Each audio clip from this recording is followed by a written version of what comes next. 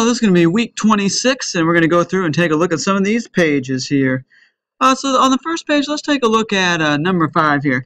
Now we know that when we graph equations, we think about y is equal to mx plus b, where the b tells us our y-intercept, right? And the m tells us our slope, right? And it tells us our rise over run. Right? That's what our slope tells us. Our b tells us our y-intercept. And when I look at this one, I don't see a y-intercept, which tells us where to start. So you could really think about this as a plus 0, which means right here at the middle, at the origin, that's where we're going to want to start. Right? And now for our slope, for our rise over run, we just see a negative 3. But we know that anytime we just see a number like that, we can put it over a denominator.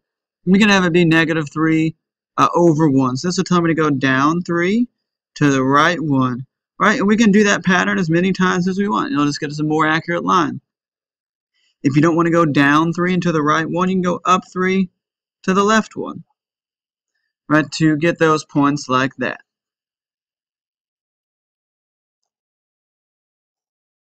All right, and don't forget to use a straight edge on your different pieces there.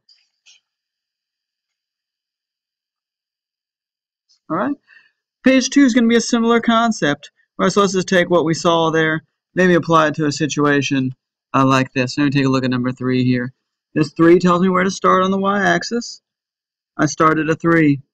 All right, then it's telling me to do what? Well, I see just a 2, and I need this to be 2 over something. It's a 1. All right, so this 2 as my slope tells me to go up 2 over 1, up 2 over 1, or down 2 to the left 1, down 2 to the left 1.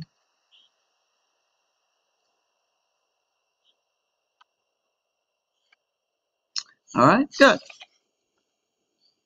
Now, so page 3, this is solving equations where we have to distribute and then also combine some like terms. So a couple different things going on here for us. Let's try number 6. The first thing we're going to need to do is distribute here, right? So this 5x, it comes on down. Then we have a plus 6x. Then we have a minus 60. And we're equal here to a 17. Now we have some like terms to combine, right? 5x and 6x. This gives us 11x. Then we have a minus 60. And then we're equal to 17. And once we get it here, it's just a classic two-step equation where we would take care of our addition or subtraction first. I'll add a 60 to both sides. And we get that an 11x is equal to a 77. Now, when I divide both sides by that 11, we'll get that our x is equal to a 7. All right? Good. So check the steps. Distribute first. Make sure you note the negatives. Combine your like terms. Then solve your two-step equation. All right, and nothing's different here on the last page. Let's check out number 6 on this page as well. But something to note, it's a negative 2 that we are distributing. So the negative 2x comes on down. Negative 2 times the 6x gives us a negative 12x. Negative 2 times the negative 17, the negatives cancel out, giving us a positive 34. And we're equal to a 188. Now we have some like terms. All right, if we spent $2 and we spent $12, we spent a total of 14. And so here's what we got now. Now we're ready for our two-step equation. We're going to subtract by 34 on both sides here. All right, so these will cross off. We'll have our negative 14x is equal to a 154.